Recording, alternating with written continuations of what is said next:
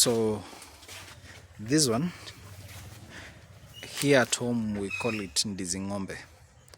It's one of the breeds that we cook in our homes, but it can also be kept to ripen, and it's good for soup, and it's also good when eaten ripe.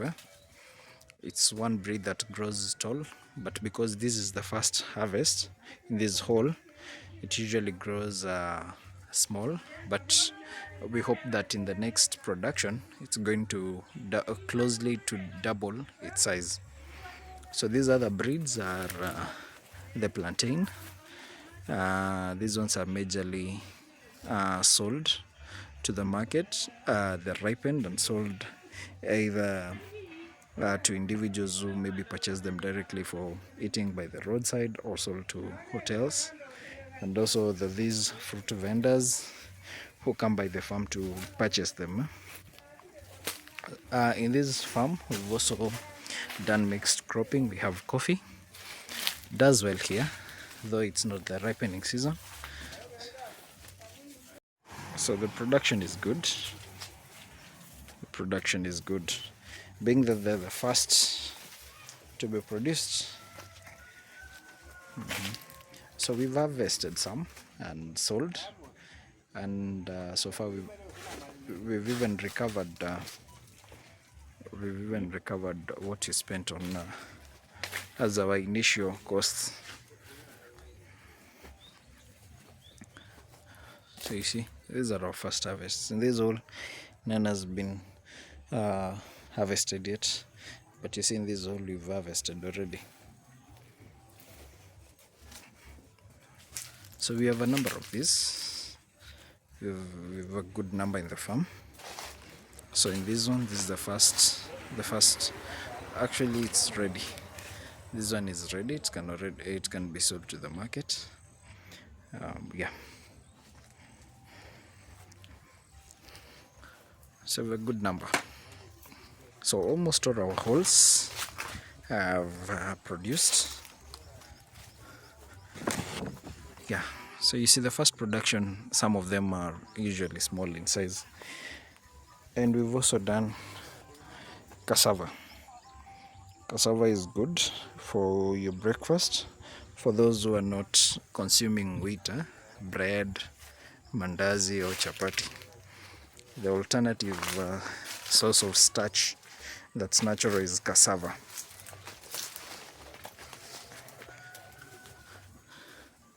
So actually we've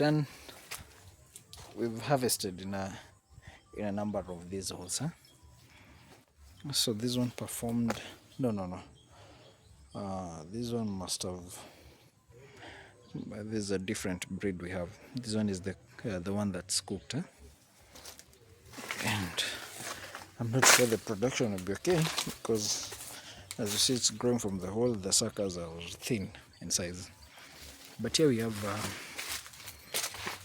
one that is large in size. So we usually count these.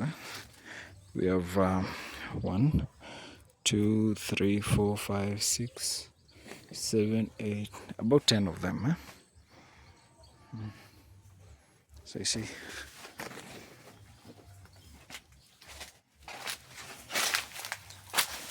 so this is our farm manager.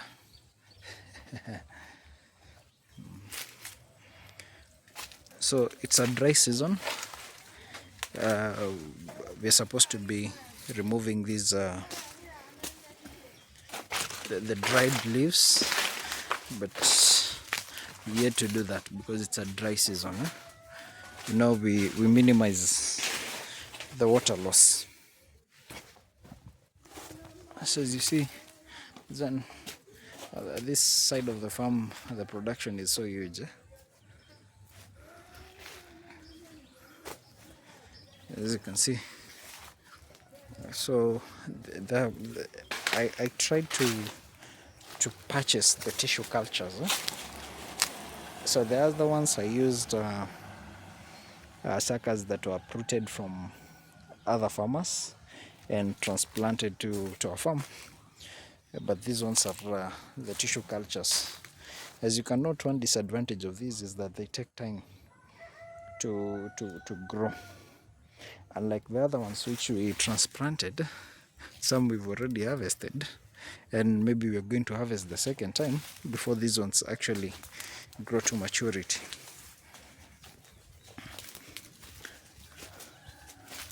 So these ones, we grew them a little bit late, but they're catching up well.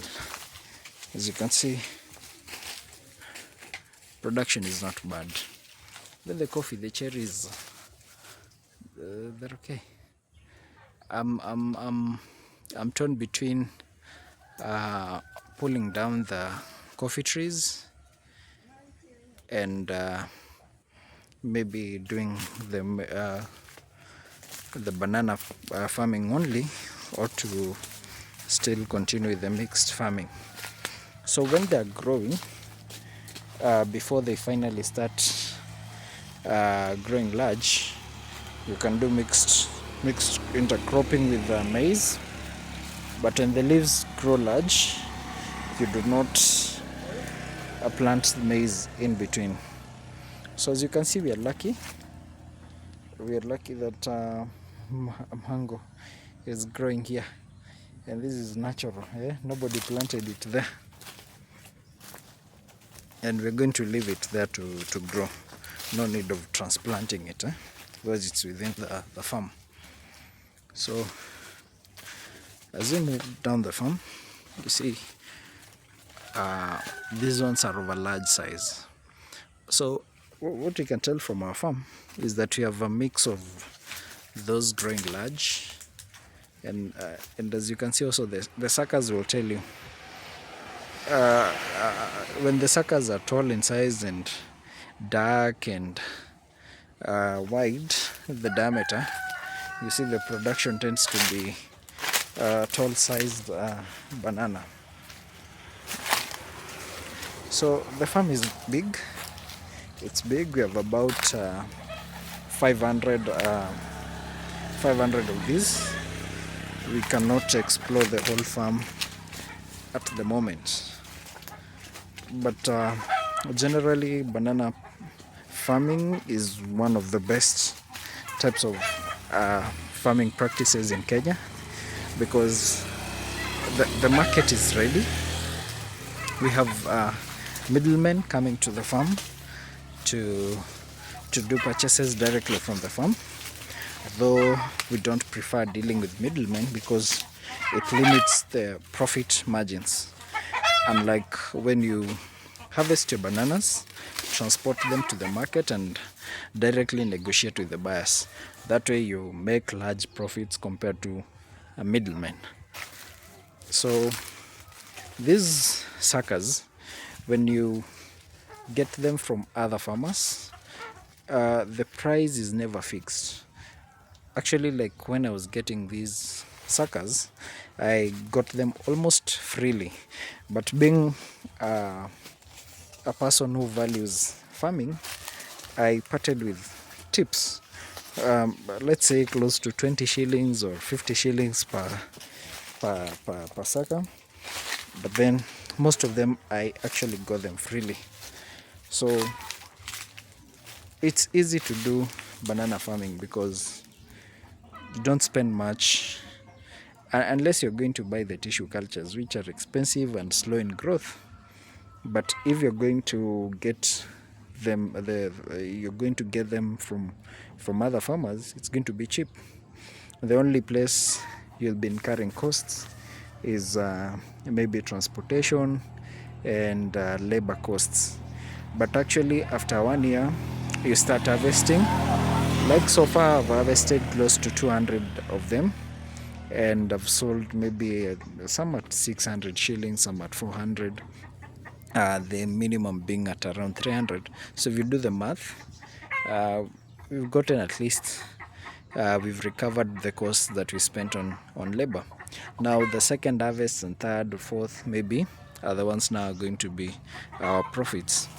So I'm gonna give you a close look on, you see where we've come from. the land is, and we've only done close to half. We've done close to half of the farm. Yeah, but it's compared to other crops like maize in Kisii. I tend to believe this is more profitable to me compared to maize and sugarcane. But it depends on your interests. I prefer on long-term projects and like the short-term projects.